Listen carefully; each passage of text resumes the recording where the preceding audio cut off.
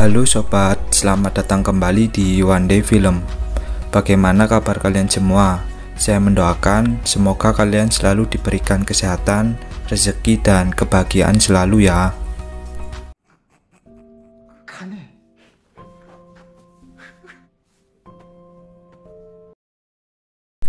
Pada awal episode ke-7 kali ini, kita akan diperlihatkan beberapa petugas pria bertopeng yang membawa peti mati. Dan dapat dipastikan isi dari peti mati tersebut adalah para mayat peserta permainan kelereng sebelumnya. Dan film Squid Game episode ke-7 pun dimulai. Episode ke-7 ini berjudul VIP. Kemudian diperlihatkan Doksu yang kembali ke ruangan peristirahatan. Dia pun terkejut sebab melihat keberadaan Ryung yang ada di salah satu ranjang tidur. Para peserta mengira Ryung telah dibunuh oleh petugas bertopeng akibat tak memiliki pasangan. Ternyata dugaan mereka salah. Petugas membawanya kembali ke tempat peristirahatan. Kemudian diperlihatkan jumlah peserta permainan yang kini berjumlah 17 orang. Kemudian diperlihatkan frontman yang nampak aneh dengan gagang teleponnya. Dan dia pun menyadari satu hal, bahwa penyusup atau Junho yang mereka cari ada di ruangan tersebut. Frontman kemudian mencarinya di ruangan tersebut, sambil mengatakan bahwa dia sebelumnya meletakkan gagang telepon secara terbalik. Akan tetapi kali ini gagang teleponnya tak terbalik. Frontman pun kemudian masuk ke tempat di mana terdapat berkas atau dokumen permainan. Hampir saja Junho ketahuan, untung saja anak buah frontman memberikan informasi kalau ada mayat yang terdampar. Kembali ke peserta permainan, diperlihatkan Doksu yang sepertinya kesal dengan Ryung. Lalu Si Byuk yang masih bersedih terhadap kematian Jiong. Gi-hun yang masih merasa bersalah akan kematian kakek tua. Sang-woo yang melihat Gi-hun bersedih mengatakan bahwa mereka mengenal para peserta di tempat ini, jadi tak usah terlalu ditangisi. Sang-woo menyuruh Gi-hun melihat salah satu orang yang terdiam. Sang-woo mengatakan dia baru saja kehilangan istrinya. Lalu diperlihatkan salah satu mayat yang terdampar di sebuah pantai. Frontman kemudian melihat identitas pria tersebut yang bernama Hong Junho. Di sini frontman pun terkejut. Kembali ke peserta permainan, seseorang yang disebutkan Sang-woo kini meminta mereka semua untuk berhenti bermain, dikarenakan sudah banyak orang yang terbunuh. Sang-woo yang mendengar perkataan orang itu pun langsung menghampirinya dan membentaknya. Sang-woo mengatakan, kenapa tidak kau saja yang mati daripada istrimu. Lalu diperlihatkan beberapa orang bertopeng yang turun dari helikopter, yang kita tahu dia adalah tamu VIP. Orang-orang tersebut memakai topeng bertema hewan. Lalu diperlihatkan frontman yang berbicara dengan seseorang yang sepertinya dia adalah orang pemilik permainan tersebut. Kemudian salah satu tamu VIP bertanya kepada frontman, di mana tuan rumah permainan ini. Frontman kemudian menjawab kalau tuan rumah permainan sedang ada urusan pribadi. Kemudian para tamu VIP dibawa ke sebuah ruangan yang begitu mewah. Tiba-tiba salah satu tamu VIP berteriak yang ternyata peserta permainan yang dia jadikan taruhan melakukan bunuh diri. Diperlihatkan Junho yang menodong salah satu pelayan tamu VIP. Benar saja, kini Junho menyamar menjadi pelayan di tamu VIP tersebut. Saat tengah tertidur, para peserta dikejutkan oleh pria bertopeng yang membawa peti mati. Di sini para peserta pun mulai kebingungan satu sama lain. Ternyata orang yang dimarahi Sang-woo sebelumnya melakukan bunuh diri dan seperti biasanya jika ada peserta yang mati maka uang akan bertambah. Kini para peserta akan dibawa menuju game berikutnya. Diperlihatkan Junho yang menyamar menjadi pelayan. Di sini Junho bertingkah layaknya seorang pelayan pada umumnya. Lalu frontman memperlihatkan contoh permainan berikutnya. Like a bridge of some sort. Not like the looks of it. Kembali ke peserta permainan, kini mereka tiba di sebuah ruangan. Petugas bertopeng kemudian menginformasikan kepada mereka untuk mengambil salah satu manekin dengan nomor urut 1-16. Kembali ke tamu VIP, ternyata mereka juga melakukan taruhan terhadap peserta permainan. Di sisi lain, Junho mencoba merekam keadaan di ruangan tersebut. Salah satu peserta kini mulai mengambil manekin di depan mereka. Peserta pertama yang mengambil manekin adalah pendeta pada episode sebelumnya. Kemudian dilanjut dengan Doksu dan kawan-kawan. Mereka memilih manekin yang ada di tengah. Kemudian salah satu tamu VIP menyuruh frontman agar memberikan sedikit informasi ke para peserta permainan. Lalu frontman pun menginformasikan bahwa manekin di depan mereka adalah nomor urut permainan berikutnya. Gi-hun kemudian melangkah maju. Dia berpikiran jika permainannya seperti lampu hijau dan permen gula sebelumnya, maka dia akan memiliki waktu lebih panjang jika mengambil nomor urut pertama. Namun tiba-tiba Gi-hun berpikiran, jika nomor urut terakhir, dia masih mempunyai kesempatan untuk merencanakan strategi permainan tersebut. Sang-woo dan Si-byuk pun sudah mengambil nomor manekin mereka. Kini tinggal nomor 1 dan nomor 16, atau nomor terakhir yang tersisa. Tiba-tiba Gi-hun didatangi oleh salah satu peserta. Dia meminta nomor 1 tersebut kepada Gi-hun. Salah satu tamu VIP yang menjadikan dia taruhan pun sangat emosi, sebab permainan berikutnya ini yang awal akan menjadi tumbal, dan kemudian permainan pun dimulai. Para peserta mulai memasuki ruangan permainan.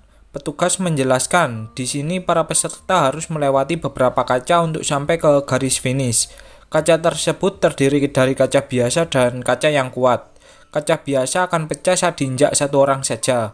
Akan tetapi, kaca yang kuat mampu menahan 2 orang yang menginjaknya. Kemudian para peserta dengan nomor urut pertama pun terkejut, sebab bagaimana dia tahu mana kaca biasa dan kaca yang kuat. Petugas bertopeng yang mendengarnya malah mengabaikan omongan peserta tersebut. Kembali ke tamu VIP, di sini tamu VIP meminta tambahan whisky lagi ke salah satu pelayan yang kita tahu pelayan itu adalah Junho. Salah satu tamu VIP menyuruh Junho untuk duduk bersamanya. Permainan pun dimulai. Peserta yang akan memijak kaca disuruh untuk melepaskan alas kakinya.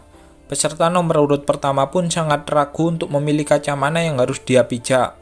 Kemudian dia memilih kaca sebelah kiri, dan keberuntungan kini masih berada di pihaknya. Namun saat ingin memijak kaca berikutnya, tak disangka kaca tersebut pecah, dan dia pun terjatuh dari ketinggian layaknya sebuah tower listrik. Kembali ke Junho yang masih saja digodain oleh om-om VIP. Peserta berikutnya pun mulai melangkah maju. Baru saja melompat dia sudah terjatuh. Ternyata dia tak memiliki kehokian sama sekali. Lanjut ke peserta berikutnya, yang ternyata dia adalah guru matematika pada episode sebelumnya. Di sini dia mencoba menggunakan rumus matematika. Dia mencoba membuat perhitungan keberuntungan. Jadi dia bisa saja berhasil, namun peluangnya itu sangatlah kecil, hanya 32% saja. Dengan penuh percaya diri, peserta tersebut pun melangkah dengan sangat cepat. Akan tetapi kehokiannya harus berakhir di pijakan kaca ke-6. Kemudian dilanjutkan peserta berikutnya. Di sini peserta berikutnya bingung memilih kaca yang dilewati peserta sebelumnya, sebab langkahnya begitu sangat cepat dan tak meninggalkan jejak pijakan. Dia pun bertanya ke ibu tua di belakangnya, dan ibu tua itu mengatakan kaca sebelah kiri. Namun peserta di belakangnya mengatakan kaca sebelah kanan. Pria tersebut pun lebih percaya omongan ibu-ibu di belakangnya. Dan saat dia melompat, ternyata pilihannya salah. Emang, ini ibu-ibu sesat kalau ngasih informasi. Kembali ke Junho yang masih dirayu-rayu oleh om-om VIP di sini.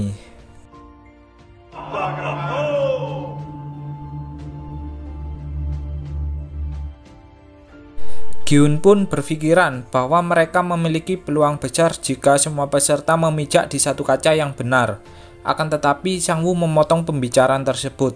Sang-woo mengatakan bahwa nomor urut akhir mempunyai peluang waktu lebih sedikit. Kini untuk menghemat waktu, para peserta mulai melangkah satu persatu. Namun siapa sangka sang pendeta sebelumnya malah berdoa dan mengulur waktu. Peserta di belakangnya pun berusaha mendorong pendeta tersebut agar terjatuh. Akan tetapi malah dialah yang terjatuh. Pendeta pun sangat bersyukur sebab dia masih selamat. Belum sempat berdoa, peserta lain di belakangnya malah mendorong pendeta tersebut. Doksu kemudian menyuruh peserta di depannya untuk segera melangkah. Dan benar saja pilihan pertamanya beruntung sekali. Kini Gi-hun yang peserta paling belakang mencoba melangkah maju. Namun dia lupa kaca pertama. Si-byuk kemudian memberitahu Gi-hun bahwa kaca pertama sebelah kiri. Lanjut ke Doksu dan peserta di depannya. Peserta tersebut mengatakan kepada Doksu kalau dia bisa membedakan kaca yang biasa dan yang kuat. Kemudian dia pun melompat, yang ternyata pilihannya salah. Kini Doksula yang menjadi peserta paling depan. Doksu pun berpikiran, dia tak akan bisa melewati kaca tersebut. Dan kini sifat pengejutnya mulai muncul. Dia tak mau melangkah maju lebih dulu. Kembali ke Junho dan Om-Om VIP. Om-Om tersebut menyuruh Junho melepaskan topengnya. Junho yang tak ingin penyamarannya terbongkar, merayu Om-Om tersebut agar dia mau dibawa ke sebuah kamar untuk berduaan. Kembali ke Doksu yang tetap tak ingin melangkah maju. Di sisi lain, Om-Om VIP berusaha menodai Junho dengan kelainan hasrat nafsunya. Junho disuruh untuk memuaskan Om-Om tersebut dengan imbalan uang yang begitu besar. Tak tahu malu, Om-Om tersebut melepaskan pakaiannya di depan Junho. Kepala Junho pun dipaksa untuk mendekati burung pipit milik Om-Om tersebut. Satisfied? Junho dengan sigap langsung membalikan keadaan. Di sini dia mengancam tamu VIP tersebut dengan pistolnya. Kembali ke Doksu yang masih tetap tak mau melangkah maju. Peserta di belakang pun berniat untuk mendorongnya agar Doksu terjatuh. Akan tetapi niatnya gagal, malah dia sendiri yang terjatuh. Kini di belakang Doksu adalah orang yang bercinta dengannya di toilet secara gratis. Ryung mengatakan bahwa dia menyesal bercinta dengan Doksu yang pengecut. Lalu Ryung mengatakan bahwa biarkan dirinya yang melangkah lebih maju dulu. Namun siapa sangka, tiba-tiba Ryung menggenggam Doksu dengan sangat kuat. Ryung berkata, bukankah saat bercinta sebelumnya kita berjanji akan hidup dan mati bersama? Ryung kemudian menjatuhkan dirinya dengan Doksu yang dipegangnya. Sungguh kisah cinta sehidup semati yang sesungguhnya.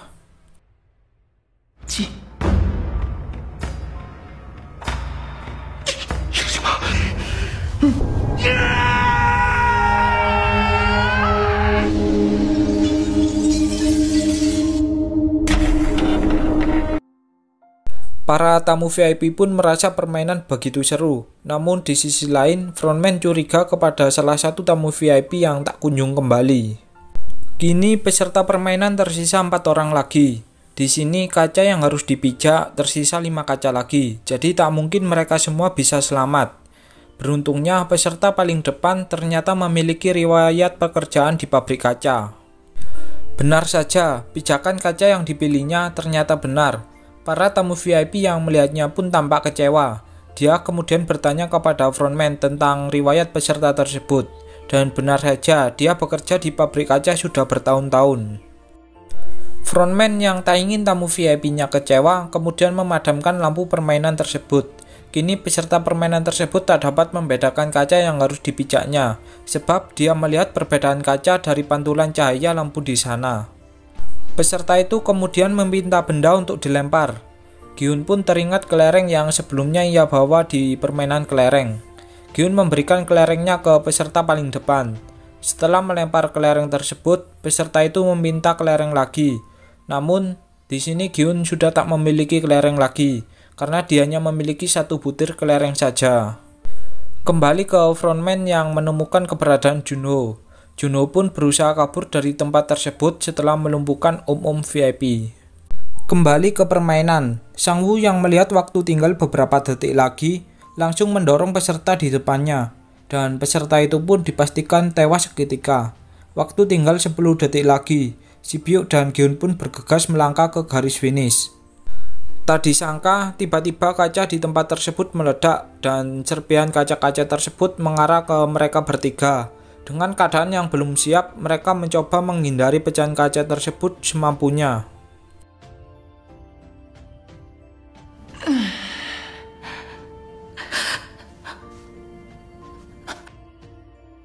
Kembali ke frontman yang dikabarkan bahwa oksigen untuk menyelam kini hilang 1, yang berarti Junho kabur dengan cara berselam di dalam air.